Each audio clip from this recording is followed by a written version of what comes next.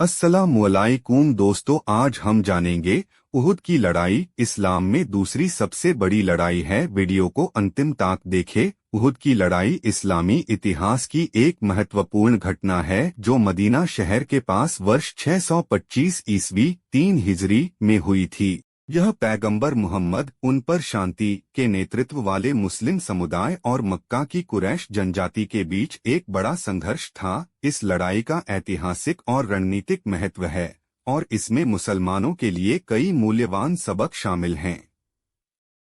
क्या थी लड़ाई की पृष्ठभूमि? बद्र की लड़ाई के बाद जहां मुस्लिम समुदाय ने कुरैश जनजाति के खिलाफ निर्णायक जीत हासिल की, मदीना के मुसलमानों और मक्का के कुरैश के बीच तनाव अधिक रहा। कुरैश ने अपने नुकसान का बदला लेने और अपना सम्मान वापस पाने की कोशिश की। उसने अपना प्रभुत्व पुनः स्थापित करने के लिए मुसलमानों के विरुद्ध बड़े पैमाने पर हमले की योजना बनानी शुरू कर दी। सैनिकों की एक दुर्जय सेना इकट्ठा की। वे सुसज्जित थे और युद्ध के लिए तैयार थे। जब कुरैश की योजनाओं के बारे में मदीना में मुसलमानों को पता चला तो खबर पैगंबर मोहम्मद तक पहुंची और पैगंबर मोहम्मद ने कार्रवाई का फैसला करने के लिए अपने साथियों से परामर्श किया।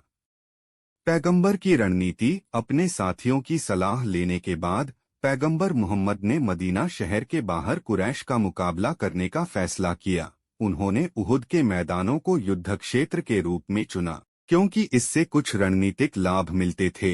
मुस्लिम सेना में लगभग 1000 सैनिक शामिल थे, जिनमें से अधिकांश पैदल सैनिक थे।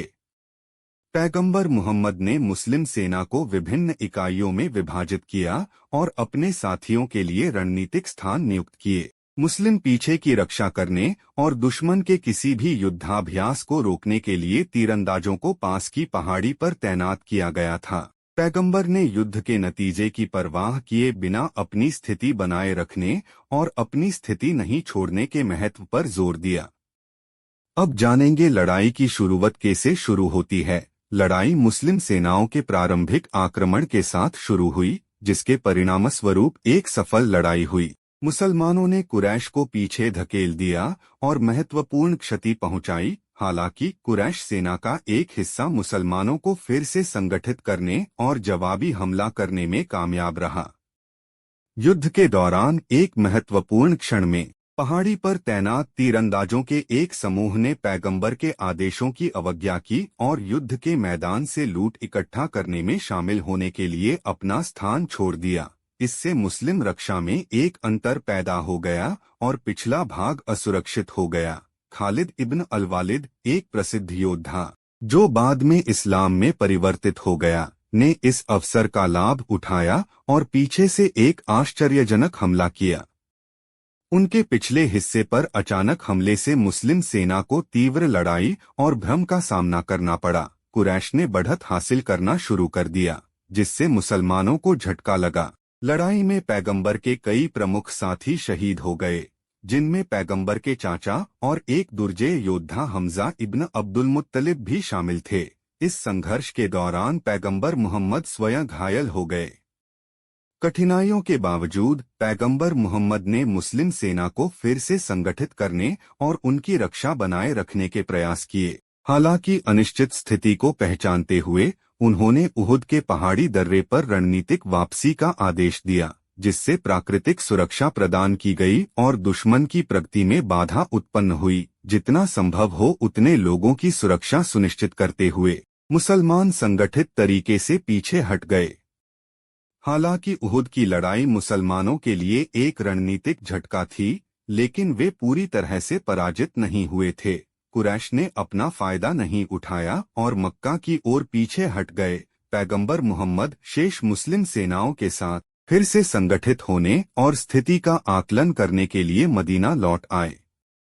उहुद की लड़ाई ने मुस्लिम समुदाय को एक मूल्यवान सबक सिखाया।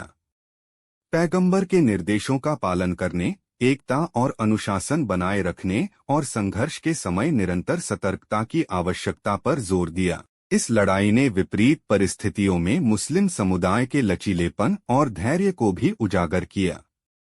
उहुद की लड़ाई उन चुनौतियों की याद दिलाती है जिनका सामना शुरुआती मुसलमानों को इस्लामी आस्था की स्थापना और बचाव में करना पड़ा था। यह इस्लामी इतिहास की एक महत्वपूर्ण घटना है जो पैगंबर मोहम्मद के साथियों द्वारा सीखे गए साहस, बलिदान और सबक को दर्शाती है। लड़ाई ने प्रतिकूल परिस्थितियों में रणनीतिक योजना, अनुशासन और पैगंबर के आदेशों का पालन करने के महत्व को प्रदर्शित किया। यह इस्लाम के प्रति आस्था, दृढ़ता और अटूट प्रतिबद्धता का एक स्थायी उदाहरण है। वीडियो अच्छा लगा तो लाइक और चैनल को सब्सक्राइब करना दोस्तों। वीडियो देखने के लिए धन्यवाद दोस्तों।